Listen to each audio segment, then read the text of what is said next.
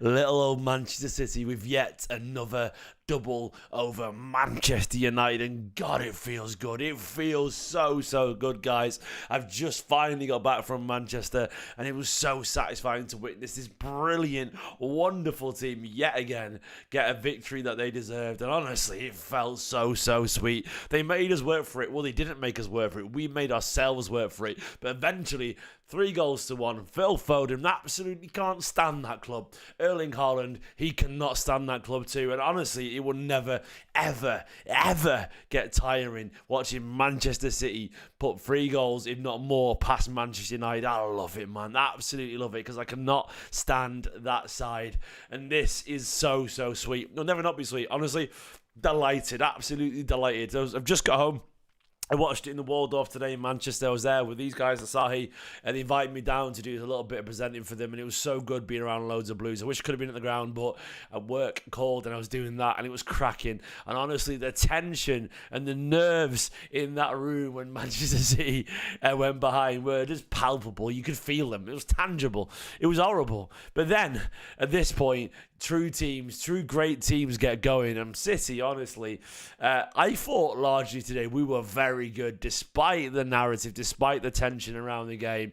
Look, United had 2 shots. They managed 2 shots in 102 minutes of football. That's a shot every 51 minutes. That is just absolutely hilariously bad. But away from those negatives for United, let's just talk about the brilliance, the absolute brilliance of Phil Foden. Hello to Pepsi Dave in the chat, by the way. Dave is the photographer today. Dave's the top bloke. Everyone say hello to Dave in the chat. Good to meet you today, mate. Again, good to see you again, I guess. But let's talk about Phil Foden. There's something beautiful and something pure and something just so special about watching a guy just like me or you, a guy who absolutely would kill for this club. It's part of who he is, develop into the player that we know he could be. There's something special about Phil Foden's meteoric rise to the top. It's been absolutely wonderful to witness. And I think for a long time, people have questioned whether Phil Foden is truly elite. Is he? How good is he? Is he a very good player, or is he truly a special player? And to me, I think Phil Foden is finally crossing that threshold. We're seeing him take control of games in the way Ilkay Gundogan did, in the way David Silva did, in the way that all those greats that went for him, that Yaya Toure did, that Gundogan did, that David Silva did, Kevin De Bruyne has been doing it for ages. We're seeing Phil Foden do that now. And that is special to me, because he's learned from the masters. He's learned from those greats. He's learned from Mahrez and Aguero and Sterling and all these other goal scorers and winners for us over the years. He's learned from them. And now he's ready to be the guy, the absolute man. And I think you see now this young boy, Phil Foden, and he's still only just such a young boy, He really is.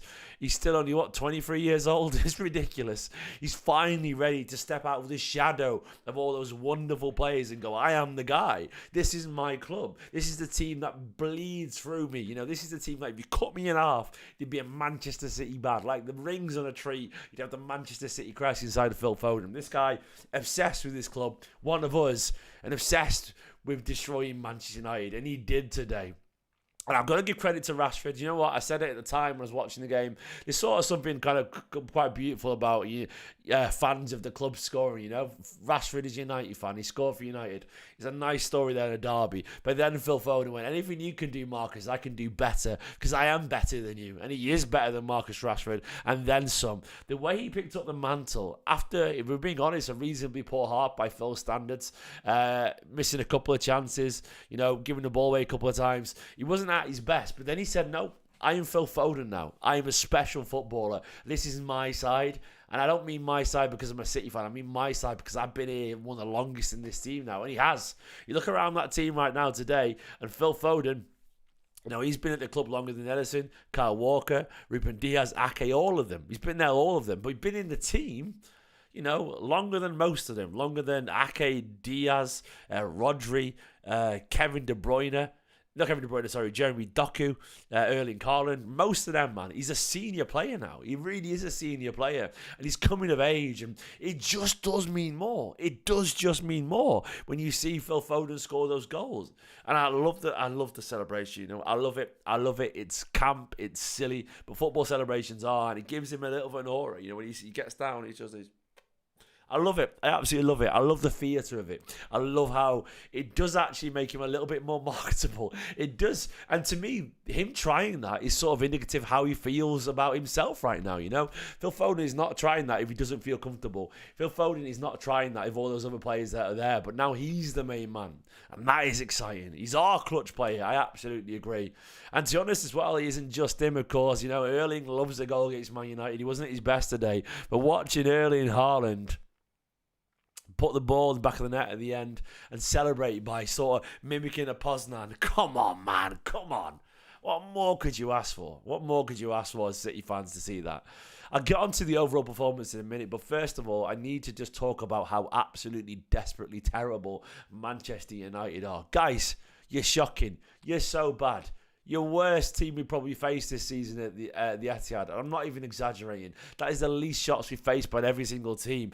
I know you've got injured players out there, but don't act. Do not tell me the likes of, you know, Varane, Bruno Fernandes and Garnacho or Rashford and Mainu, apparently the second coming of fucking Christ, depending on what you read online. Don't tell me that that's the best they can do. It isn't the best they can do. I'm sorry, there isn't. They've got the experience of Lindelof, Evans, Varane, you know, Anana, Champions League winning goalkeeper, Casemiro, multiple Champions League winning player, you know, Bruno Fernandes, McTominay's a good, solid Premier League player, Rashford, Garnacho, Kobe Mainu. That's the best they can do, really?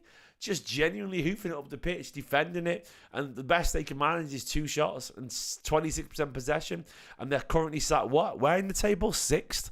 I'm sorry, but no, I was more scared against Brentford, more scared against Bournemouth. That was like playing, I don't know, Luton were better. That's like playing bloody Sheffield United or something. And I love it. Their level is so bad, man. So low. And I know they have injuries. They do. I'm not going to deny that, you know, losing the likes of Højlund, Van Bissaka, Martinez, Luke Shaw and so on, Maguire, is going to affect them. Of course it is, but still they should do better than that. They were terrible. Just terrible. Truly terrible, and I bloody love it. It's not even just a gap between the two clubs now. It's a chasm. It's the Grand Canyon. You know, we are there, and they're right down there. They are off camera. They're down in the depths of the depravity. They are genuinely so far back, and it's funny to watch it. I don't know how they are 6th in the table, because that was so embarrassingly bad. But at the same time, you know, greatness takes time. Ten Hag needs more time. He does need more time. Ten Hag for 10 years is what I've been saying. Hashtag Ten Hag for 10 years. Get it trending, guys. You know, we need to make sure it happens, because Rome wasn't built in a day. You know, Ferguson needed many years to get United where they are. So what I will say is Ten Hag is a beautiful manager, a fantastic manager. He needs time to build the team that he's got. Have you seen that injury list today? Anthony Martial, Malacia, Martinez, Mount, Wan-Bissaka, Shaw, Højlund, Maguire. Look, the thing is, we all know he'd be winning the league without those players. So give him more money, give him more time, and he's absolutely right. They're a fantastic side, and he did play well today. Do you think I'm an idiot, mate? Do you think I can sit here with a straight face and do that for any longer? You're shocking. You're a clown. And Old Trafford is falling down. I love it. I absolutely love it.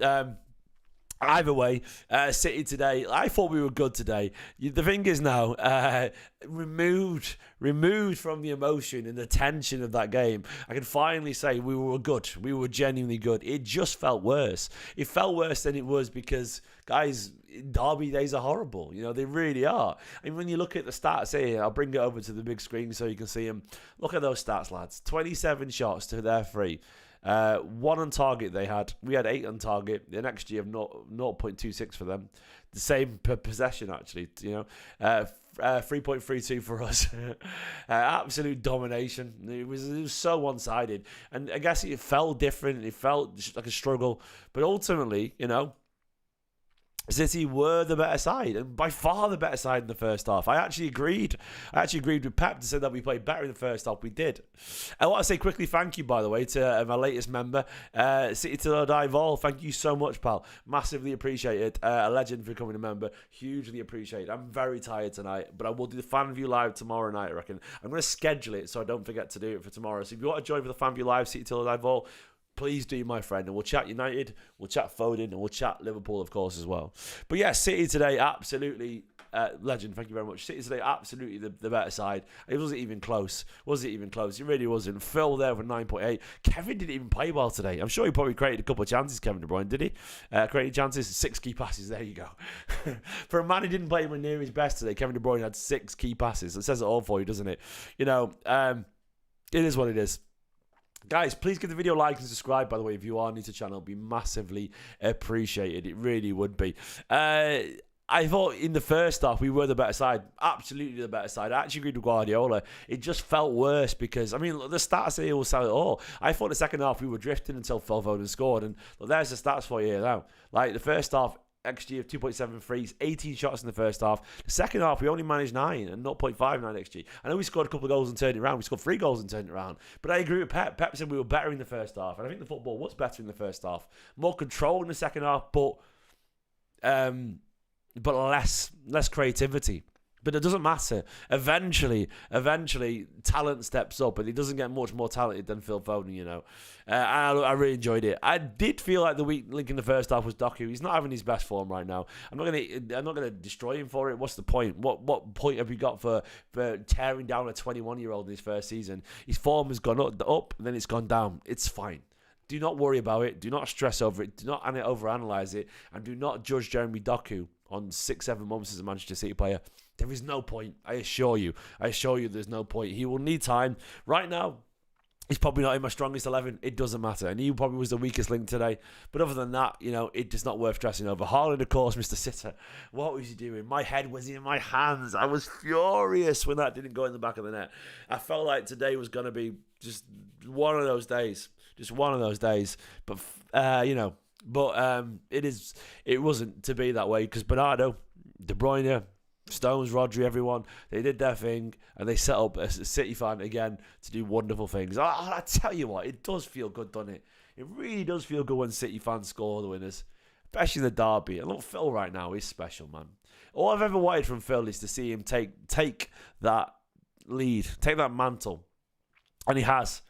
You know, there was Gundogan, there was Yaya, there was David Silva, all those midfield greats, and he's learned from them. And look where he is now. I thought today as well, Rodri was just imperious as always. Rodri, when you look at Rodri's stats, 3 key passes, you know, 90% as always. You know, he's just absolutely excellent, wasn't he? He was just a special footballer, but that is Rodri for you now. It absolutely is. I mean, Rodri just does these special things, doesn't he? I'm going to look at the stats and see what Guardiola's been saying after the game. Guardiola throwing shade at Onana. We go to play and there are teams that waste time. What happened with Onana, I don't know. We all know, mate. We saw that. And Guardiola's right to praise Haaland. Credible ability to forget as quickly as possible. Everyone misses. That defines the great players. And he's bang on, he's right. Guardiola also said that Foden is the best player in the league at the moment. And I love that he said that because it's true. It needed saying at the same time. And Guardiola's right to say this as well. We were not struggling in the first half. We were losing the game, but we're not struggling. The first half was better than the second. He's bang on. And Guardiola is insistent that players judge his sides on their performances, not the results. Absolutely, man. Phil there is saying, that's my aim. Turn up in big games. That's what I want. And I think this season proving that by putting in performances like that.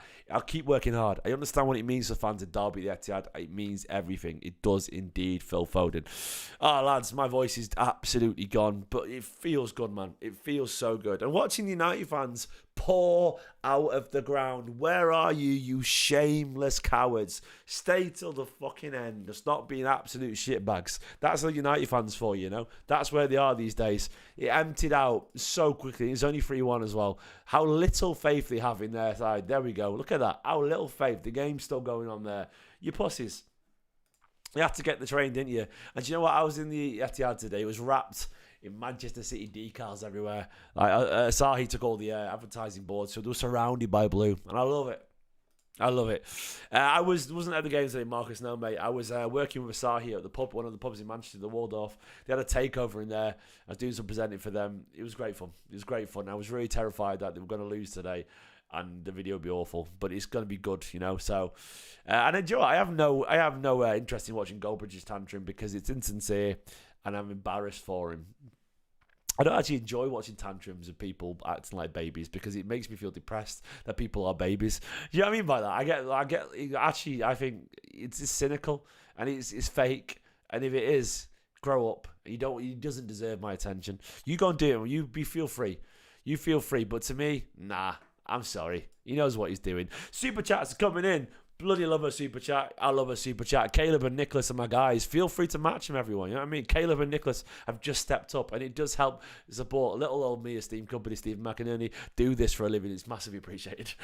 Caleb says that small red club in Manchester needs a major rebuild. It absolutely does, Caleb. You legend. It does, mate. They are so far from our level that it's so satisfying. It's so satisfying. Like, it's not even close anymore. You know. It's not even close that they're a mess, Caleb. They're a mess, you know. They are so far from our level. The Sir Jim fella was right that we are the best team in the world, and we are. We are. Caleb, I love you, my friend. Absolutely. Gonna give that a big old like. Nicholas with a super chat as well. Nicholas Rogerson, thank you so much, Nicholas Rogerson. Zone 1, Nicholas Rogerson. Caleb Martin too. Says Philip Walter Foden, standing ovation in a derby. We had to wait, but the goals we deserved came eventually. This city is ours. This city is ours.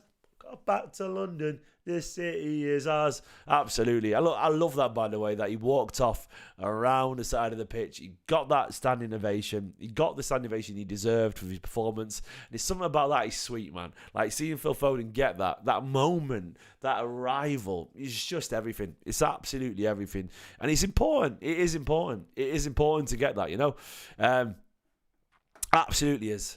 So we know he's tempted to look forward to Liverpool right now, you know. It is. Liverpool, to me, Kovacic plays. If I can choose the team, Kovacic plays. And I'm not saying you're wrong, by the way, Martin. I'm not saying you're wrong to go watch it, but I just can't stand watching people like babies. I've got a baby myself, and they're allowed to. You know, he's 1 year old, he's allowed to. But grown men are like, just get a grip. Go away. That's how I feel. And the thing is, for me, you know, looking forward, I probably would play Kovacic. I'd play Kovacic alongside Rodri. I'd play Phil or Bernardo on the left. And I'd play Bernardo or Phil on the right. Simple as that. Bernardo was on the left a bit today. I just want the best players on the pitch. So I would say Alvarez was good when he came on. But that's what I would do. That's what I would do, you know. I would be tempted just for that control away at Anfield. I loved the game away, mate. I loved it. I absolutely loved it. I will never not get sick of beating them. I will never not enjoy their misery. I can't help it. I'm programmed that way. And yeah, I did grow up suffering at the hands of Man United as a City fan. I did, and it made my life a misery. I can't even deny it. But right now, it's so much sweeter. I just love it. I love it. I hate them with a passion. Everything about them. Can't stand them. They can piss off back to London, because this city is ours. And Manchester is very, very, very blue. I am knackered, but happy, because City are in a very good position. You know, we're in a very good position. You look at our games right now, you know, we're currently 1 point behind Liverpool. It was a big game to win that today. It really was. And we've got coming up, we've got Copenhagen at the Etihad, of course. I would expect and hope we win that game comfortably after the first leg. We'll be absolutely fine, you would predict and think. Then, of course, at the weekend, you've got Liverpool versus Man City, you know. Obviously, of course, we've got the fact that, you know, we're in a good position after the first game. 3-1 up, obviously. I had to double check in to make sure I was right there. 3-1 up. We'll be all right, you know, so we could probably rest a couple of players. I probably would rest De Bruyne maybe. I don't think you will do. I think you might play a strong team against Copenhagen. But then Liverpool, you know, 4 days later. Liverpool at Anfield. Win that, and I think we win the league. Simple as that. There you go. There's your job, lads. But today, it's all about Manchester, you know. It's blue. Derby days hit different, don't they, man? They really do. I absolutely loved it today. I'm buzzing that Phil Foden. Once again, we're witnessing the rise of this absolute genius, and it's so satisfying. Come on, you Blues. 5 things learned tomorrow morning. Fan View Live tomorrow night. In a bit, bye-bye. Come on, Manchester is blue.